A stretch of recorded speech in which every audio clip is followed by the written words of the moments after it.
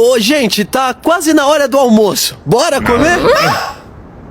Vamos fazer um prato rápido e fácil, cheinho de nutrientes. E gostoso, é claro. Primeiro, fritamos fatias finas de carne de orc e adicionamos verduras.